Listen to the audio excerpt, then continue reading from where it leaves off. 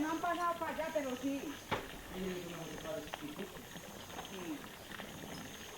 Pero yo sí les decía, están todos los gatos alborotados, todos los perros chiquitos. Ay, no la pude, no me atrapaba. Ya, la gente dice que están...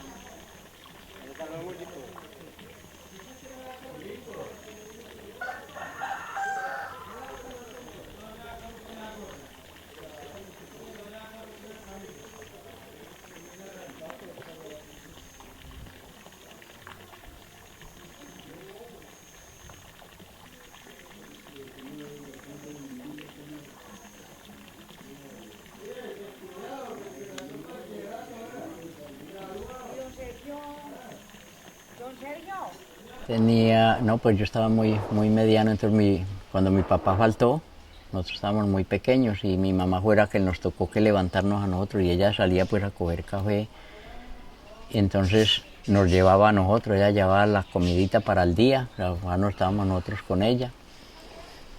Así hasta que ya cuando ya fuimos estando más sabidos, yo me recuerdo que el primer jornal que me pagaron en esa época, pues nosotros íbamos siempre a coger cafecito con ella. Y entonces a mí me pagaban en esa época, el primer jornal fue a 15 centavos. Ese fue el primer jornal que yo me gané. Y ahí seguimos pues trabajando, mi persona y el hermano mío, pues para ayudarle a mi mamá, porque éramos 3 hijos, 2 hombres y una mujer, que era la menor. Así hasta que ya nos fuimos levantando, entonces ya le ayudamos a mi mamá pues con lo que nos ganábamos para el sustento de uno. Y a uno pues le toca aquí en el campo pues a coger el café o limpiarlo, desde sembrarlo, como se sembraba pues en esas épocas, porque cuando eso no había de este café que hay ahora, sino el café que llaman quiarábigo o nacional que lo llaman, que eran árboles que lo dejaban así a libre crecimiento. Y eso el árbol se abría mucho y entonces uno, pues habían árboles de cogerle 1, 2, 3 variedades de café en un solo pasón a un árbol de esos. Uno subía al árbol que tenía que usar uno palancas para subirse allá, se cogía una variedad de café, se bajaba y la variedad seguía, volvía a subir a seguir cogiendo y así. Y desde sembrar, a mí me ha tocado sembrar el café cuando eso no se hacían semilleros, ¿no? Era del café que se caía de los granos que se caían del mismo árbol, nacían pues las chapolitas alrededor y entonces se levantaba ya un término regular y entonces lo que llamamos en esa época se llamaba sembrar en escoba, entonces uno hacía el hoyito, arrancaba la matica así, arrancándola pues sin tierra o salía así sin tierra, así uno iba y la sembraba, en la época sí que estaba cayendo agüita, entonces el arbolito, así era que se plantaban las cafeteras en esa época. Yo le echo el fallo a la vaina del pie, fue alguna vez que hubo una cosecha muy buena de café y el café perero, como había poco con quien recogerlo, se cayó el café, se maduró casi que de una vez y se cayó mucho café al suelo. Y entonces, pues yo sí tengo en cuenta y a eso le echo yo el fallo todavía, porque como yo esa pierna no me la porrié ni me recuerdo que me le haya pasado nada distinto, yo me arrodillaba cuando uno acaba de recoger el café del árbol, entonces yo me agachaba a recoger el del suelo porque había que recogerlo, que los patrones le decían no, se coge el del árbol y enseguida se recoge el del suelo, apenas uno termina de recoger el que hay en el árbol. Entonces yo me arrodillaba a recoger el del suelo, entonces lo he hecho yo el fallo de que la cuestión de esta pierna fue tal vez frío que me cogió la rodilla de arrodillarme, como eso es en época de cosecha de café que está en invierno, entonces el terreno está de por sí mojado, entonces uno casi todo el día, porque le tocó a uno todo el día, porque todo el café, luego la cantidad en el suelo era bastante, de todo árbol donde uno llegaba, entonces uno a toda hora arrodillándose, entonces recogía uno, creo yo, que recogí tal vez frío de ahí, de estar arrodillado recogiendo el café, y que debe de haber sido de ahí que me dependió, porque yo no me recuerdo yo haberme aporreado esa pierna ni haberme parado ninguna otra cosa. En todo caso, el resultado fue eso.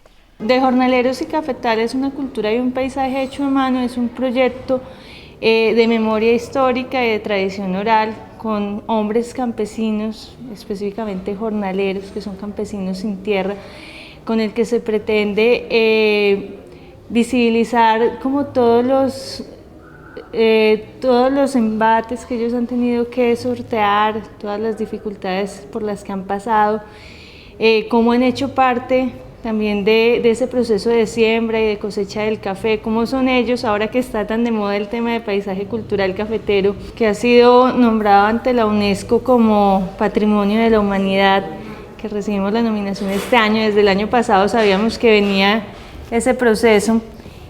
Pues hemos querido aprovechar esa coyuntura para visibilizar la situación de los hombres y campesinos que, siendo adultos mayores y cuando pierden su fuerza de trabajo, pues terminan viviendo prácticamente de la caridad y en instituciones como la Casa del Pobre.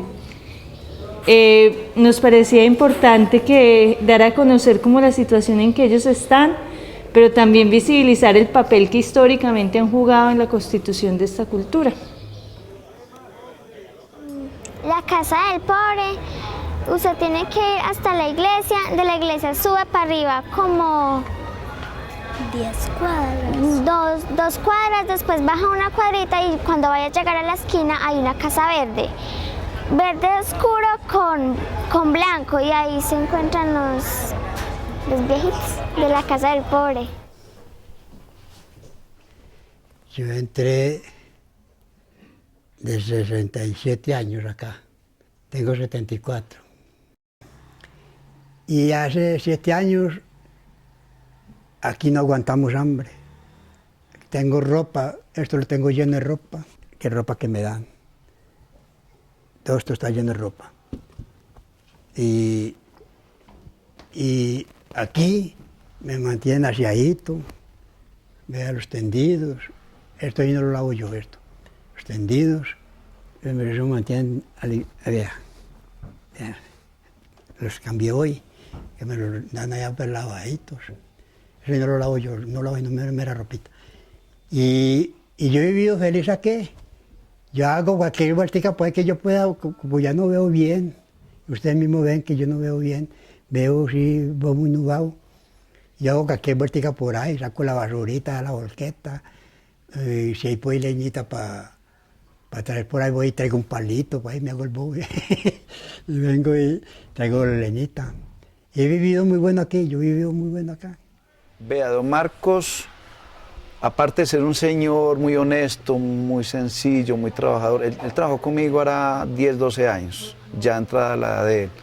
Sino que a mí me dio mucho pesar ver que él requería de algunos dineros para él poderle colaborar a su hija. Yo, Marcos, va a trabajar a mi finca, yo con gusto le doy trabajo allá. El señor se fue para la finca y resultó ser el mejor cogedor de café.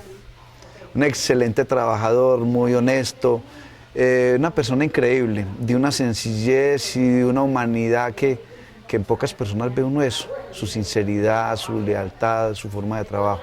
Yo soy un miembro fundador de la Casa del Pobre. Nosotros en el año 1986 vimos la necesidad de crear un comedor comunitario, porque en nuestro municipio había muchas personas de la tercera edad que prácticamente aguantaban hambre, vivían de la mendicidad y pasaban por unos momentos muy difíciles. Si desayunaban no almorzaban, o si almorzaban no comían, vivían una situación muy difícil. Deambulaban mucho por la calle pidiéndole a la gente que les colaborara, y muchos de ellos vivían situaciones de mucha penuria. Viendo nosotros esta situación, un grupo de amigos y entusiastas nos reunimos y decidimos crear la Casa del Pobre. Nos conseguimos unas ollas, nos conseguimos unos fogones y empezamos sencillamente a cocinarles y a brindarles por lo menos el almuerzo y la comida, pero siempre con el fin de ayudarlos a pasar una ancianidad más fácil. Ellos se sienten bien, son cómodos, salen, comparten, algunos hacen actividades lúdicas, tocan guitarra, cantan, algunos hasta se meten en aspectos como la danza. Ustedes han bailado, ¿cierto? Sí, hemos bailado aquí. Hay también cuenteros, hay personas que también dentro de lo que vivieron en su vida, ellos comparten con los compañeros. Prácticamente lo que se trata es no tanto enclaustrar a un anciano, sino explotarlo, que ellos disfruten del resto de vida, que disfruten de lo que siempre supieron hacer.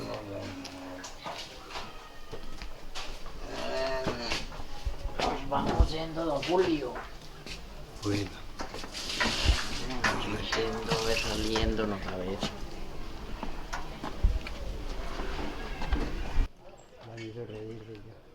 Ajá.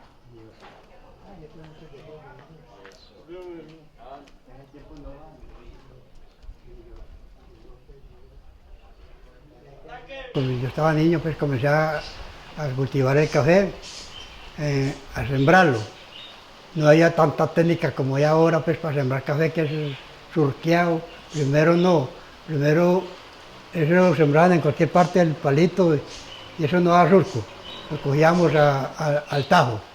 Es decir, al tajo no era el surco, pues coger la surquera, surco, sino al tajo. Y bueno, allí cogíamos de la chapola del café que salía debajo del palo de café, se crecían pues, el colino se crecía así. Y cogíamos y lo arrancábamos, otras veces con barranquita, otras veces salía pelado, y así lo sembrábamos. Ese café, como había sombra de guamo, de aguacates, había muchos árboles, y entonces toda esa hoja que caía del plátano, de las bellotas de plátano, y la hoja de guamo, la hoja de los piñones, todo eso era abono. Eso casi ni se enrastrojaba porque era muy abonado. Y entonces esos nacimientos de agua, eso eran fértiles por toda parte, corrían cañaditas por toda parte, donde usted andara, ahí corría una quebradita. Y porque ¿cómo es que se dice? La fertilización de ese abono que caía de los árboles y madera que se caía y se podría, eso era puro abono. Todos esos árboles que se podrían en las cafeteras, eso era puro abono para el café. Y entonces ese café era de muy buena calidad. De muy buena calidad era ese café, muy pesado, muy bueno para los dueños de las fincas. Era muy rendible, pues les rendía mucho.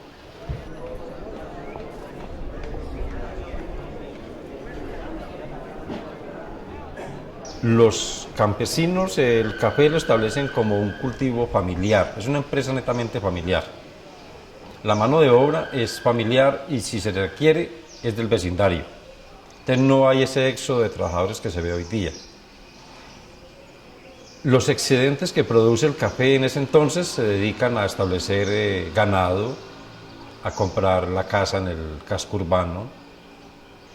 Y las bonanzas de café, como en ese tiempo el café se vendía y no había que comprar insumos químicos, entonces el producto de la venta se destina para comprar los pocos alimentos que se compraban entonces, porque en las fincas se produce panela, frijol, se produce maíz, se produce la poca hortaliza que se consume, plátanos, yuca y demás, hay huevos, gallinas, leche, queso. Entonces lo que se compra es muy poco. Igualmente también en muchas fincas de tierra un poco más caliente se cultivan entre el café árboles de cacao que proporcionan el chocolate de la época. Nos damos cuenta de que el caficultor de entonces vende el café y prácticamente la plata le queda toda en el bolsillo. De esa época podemos decir que surgen los entierros. No habían bancos, entonces la gente los ahorritos pues unos los guardaban debajo del colchón, pero otros más desconfiados los enterraban en las paredes de las casas, en el piso. Incluso hubo quienes hicieron entierros ahí fuera de la casa, debajo de árboles o en sitios estratégicos. En esa época, a pesar de que había pobreza, no había miseria, no había hambre, no había, digamos, tanta necesidad como ahora. Había empleo, mucha comida. Y lo más importante es que no habían personas abandonadas.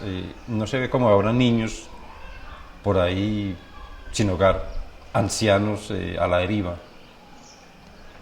Todo era el núcleo familiar. Y eran núcleos muy fuertes. Cuando un hijo llegaba a la edad mayor, se casaba, el padre desgajaba un pedazo de su finca para que él tuviera donde vivir y hacer su vida allá.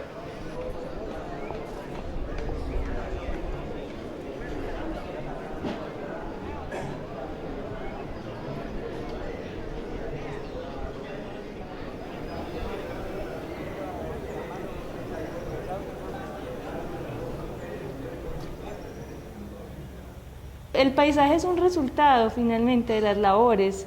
El paisaje como tal es obra de los hombres, los paisajes agrícolas, para ser más específicos, son obra de los hombres, y los hombres no son los señores ricos que están en el comité de cafeteros decidiendo por ellos, sino esos señores que han nacido y sido criados en finca y allí tuvieron a sus hijos y ahora se ven obligados a vivir de la caridad.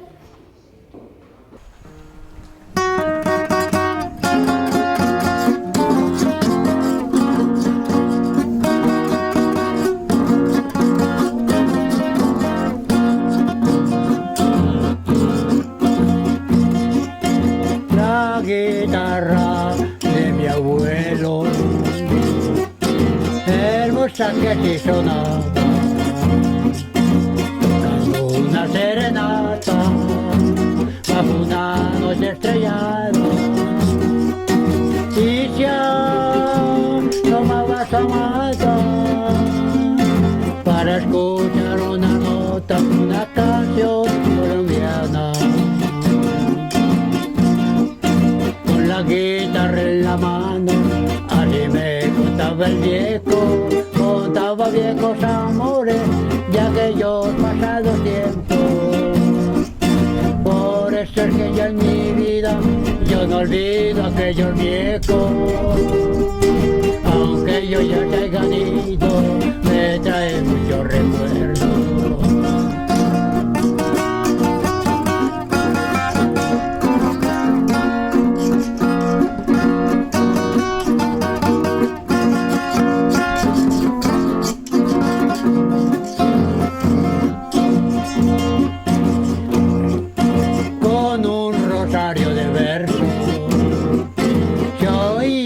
Mi viejo,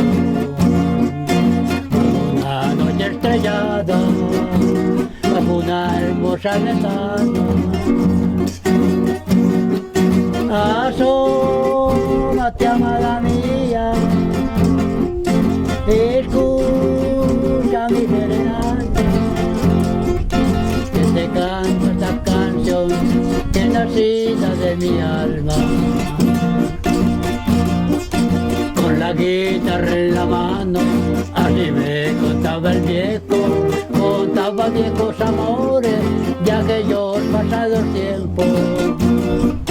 Por eso es que yo en mi vida, yo no olvido aquellos viejos, aunque yo ya se haya ido,